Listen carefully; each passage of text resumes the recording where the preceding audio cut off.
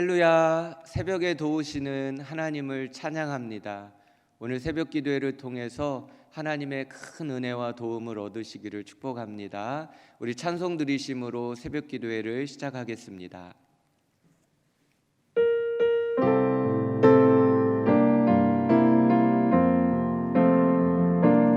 당신의 그 섬김이 전국에서 해같이 빛나리. 당신의 그 겸손이 전국에서 해같이 빛나리. 당신의 그 믿음이 전국에서 해같이 빛나리. 당신의 그 충성이 전국에서 해같이 빛나리. 주님이 기억하시면 족하리. 예수님 사랑으로 가득한 모습, 전사도 흠모하는 아름다운 그 모습, 전국에서 해같이 빛나리. 주님이 기억하시면, 주님이 기억하시면 족하리. 예수님 사랑으로 가득한 모습, 전사도 흠모하는 아름다운 그 모습, 전국에서 해같이 빛나리.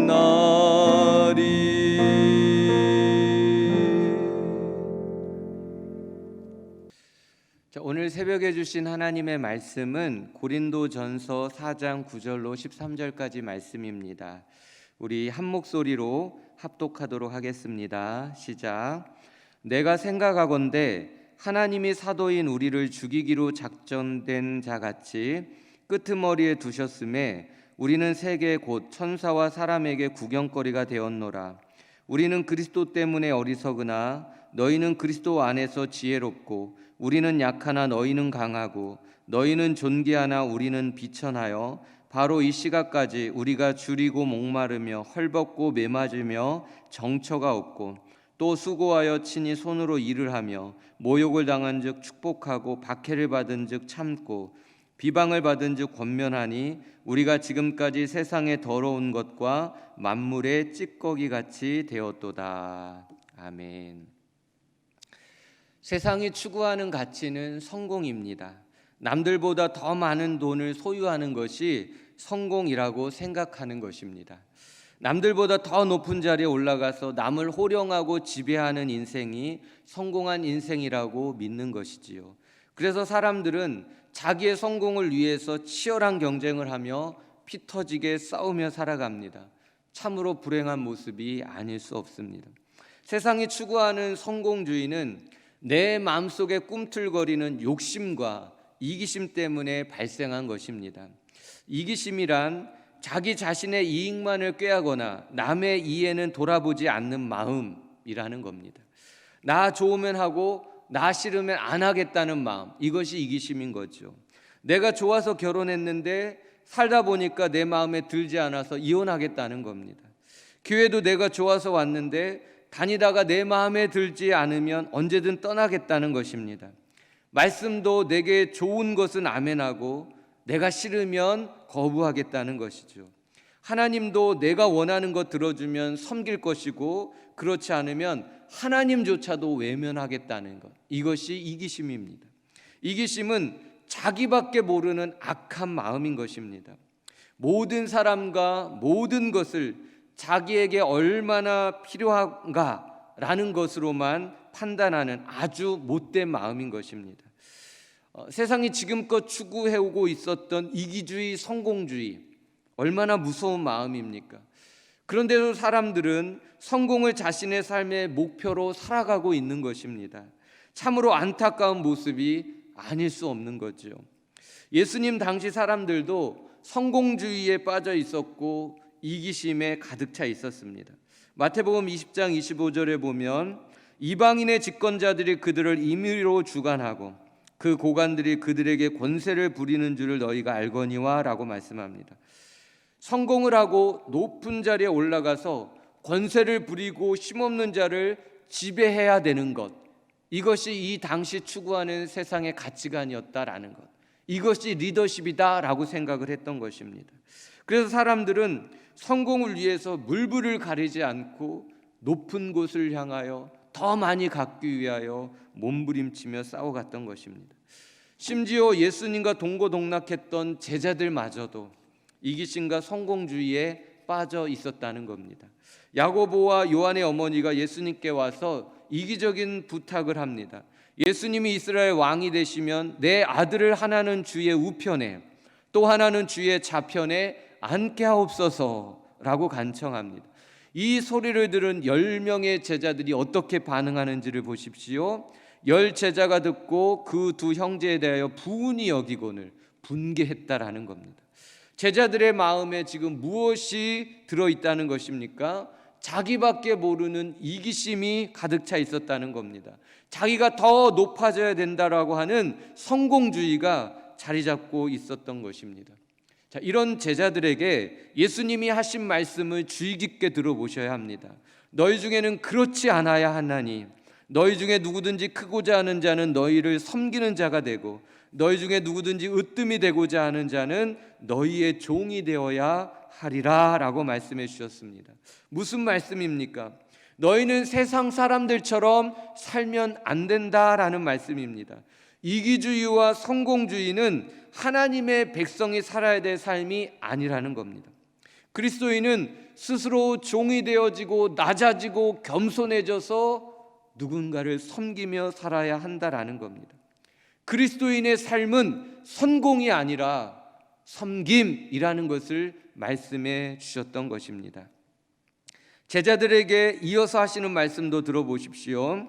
인자에 온 것은 섬김을 받으려 함이 아니라 도리어 섬기려 하고 자기 목숨을 많은 사람의 대속물로 주려 함이니라 라고 말씀해 주십니다.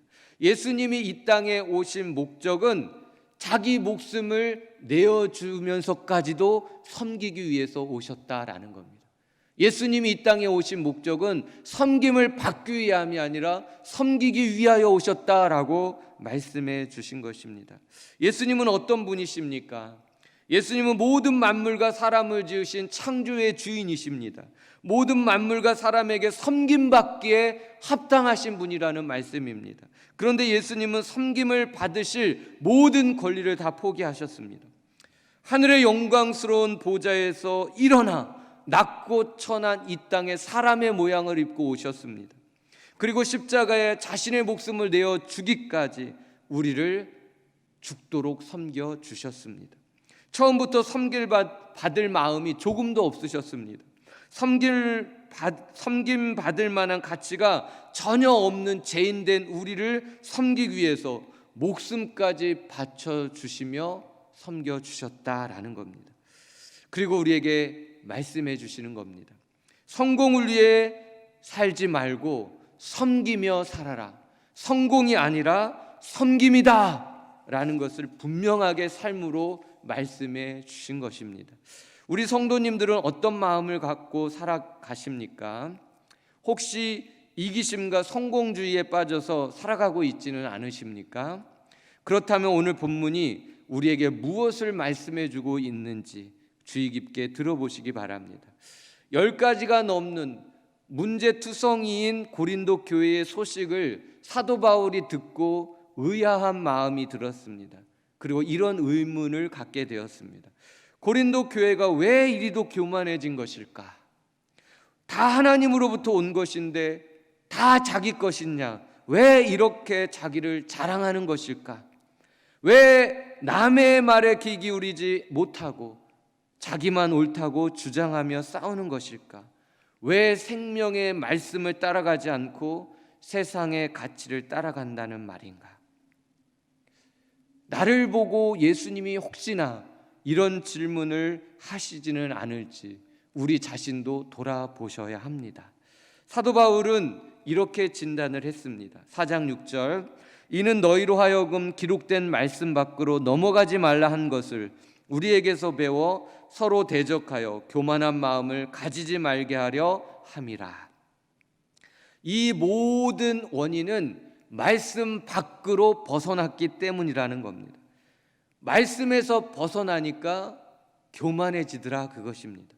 하나님을 밀쳐내고 자기가 주인 되어 자기 마음대로 하더라, 그것입니다. 그래서 세상이 추구하는 성공주의에 물들어 버리게 되었다라는 겁니다. 세상 사람들처럼 높아지고 싶었던 것이고 세상 사람들처럼 성공하고 싶어졌다라는 겁니다. 자기가 잘났다고 자랑하고 싶어진 것입니다. 말씀을 잃어버리니까 순식간에 세상 사람이 되어지고 만 것입니다. 성공을 추구하고 있는 이들에게 사도 바울이 해준 말씀이 오늘 본문 말씀입니다. 4장 9절을 보십시오. 하나님이 사도인 우리를 죽이기로 작정된 자같이 끄트머리에 두셨음에 우리는 세계 곧 천사와 사람에게 구경거리가 되었노라 라고 말씀해 줍니다. 로마 군대가 승리하고 돌아오면 개선 행렬을 하고 또 퍼레이드를 했다고 합니다. 개선 장군이 맨 앞장 선봉에 서고요, 그 뒤에 승리한 군사들이 따르고 또 그 뒤에는 적군에게 빼앗은 전리품을 싣고 왔다고 합니다. 그리고 맨 마지막 끄트머리에 포로를 끌고 온 것입니다. 모든 사람들의 구경거리로 삼았다가 죽이려는 그런 것이었습니다. 사도 바울은 자신을 지금 끄트머리에 끌려온 포로처럼 그런 사람처럼 대우받았다라고 말하고 있는 겁니다. 세상에서 전혀 대접받지 못했다라는 말입니다. 도리어 엄청나게 천대받고 학대받았다라는 이야기입니다. 무엇 때문에요? 복음을 위해서, 교회를 세우기 위해서, 직분을 감당하기 위해서 사도 바울은 온갖 천대를 다 받았다라는 것입니다. 결코 대접받으려고 하지 않았다라는 이야기입니다. 4장 11절 말씀도 보십시오. 이 시각까지 우리가 줄이고 목마르며 헐벗고 매맞으며 정처가 없고 또 수고하여 친히 손으로 일을 하며 모욕을 당한 즉 축복하고 박해를 받은 즉 참고 비방을 받은 즉 권면하니 라고 말씀합니다. 사도 바울은 예수님을 믿고 난 후 지금까지 줄였고 목말랐고 헐벗고 매맞았고 정처가 없었답니다. 일을 했고 수고했으며 모욕을 당했고 박해를 받았고 비방을 받았다라고 말합니다. 세상 사람들에게 엄청난 고난과 모욕과 박해와 비방을 다 받았다라는 이야기입니다. 그러면서 자신을 이렇게 표현합니다. 4장 13절, 우리가 지금까지 세상에 더러운 것과 만물의 찌꺼기가 되었도다. 우리가 지금까지 세상에 더러운 것과 만물의 찌꺼기가 되었도다. 세상에 더러운 것, 만물의 찌꺼기, 무슨 말씀입니까? 세상에서 전혀 대접받지 못했다라는 겁니다. 가장 천대받는 존재가 되었다라는 말입니다. 그런데도 사도 바울은 이렇게 말합니다. 4장 10절에서 13절, 우리는 그리스도 때문에 어리석으나 너희는 그리스도 안에서 지혜롭고 우리는 약하나 너희는 강하고 너희는 존귀하나 우리는 비천하여 모욕을 당한 즉 축복하고 박해를 받은 즉 참고 비방을 받은 즉 권면하나 그랬습니다. 이런 상황에서도 사도 바울은 예수님 때문에 낮아져서 섬겼다라는 말씀입니다. 생명이 살아날 수만 있다면, 생명이 넘어진 그 자리에서 일어날 수만 있다면, 생명이 쑥쑥 자라날 수만 있다면, 교회가 든든히 서서 그 사명을 감당해낼 수만 있다면 얼마든지 천대받아도 괜찮다, 얼마든지 대접받지 않아도 된다, 얼마든지 나는 섬길 수 있겠다라고 말해주고 있는 겁니다. 예수님은 왜 우리에게 세상이 추구하는 성공의 삶을 살지 말고 섬김의 삶을 살아라 하라라고 요구하시는 것일까요? 우리의 삶을 부욕해 주기 위해서인 겁니다. 현대를 살아가고 있는 대부분의 사람들은 마음의 중병을 가지고 살아갑니다. 길에 있든 가정에 있든 어디에 있든지 마음의 병으로 우울하게 잠 못 이루며 고통스럽게 살아가고 있습니다. 왜 우리의 마음에 병이 생기는 것일까요? 왜 자꾸 짜증이 나고 불만이 쌓이고 원망스럽고 남이 미워지고 용서가 안 되고 불행해지는 것일까요? 자기만 생각하기 때문입니다. 이기주의가 내 마음에 뿌리를 내리고 있기 때문입니다. 성공하고자 하는 욕심이 충족되지 못하고 있기 때문입니다. 그래서 마음에 병이 생겨서 시름시름 앓게 되는 것이고 행복하지 못한 불행한 삶을 살아가게 되는 것입니다. 솔직히 자기 마음속에 있는 그 불만을 누가 다 채워줄 수 있겠습니까? 자기만 위하는 사람을 누가 좋아하며 따르겠습니까? 나의 이기적인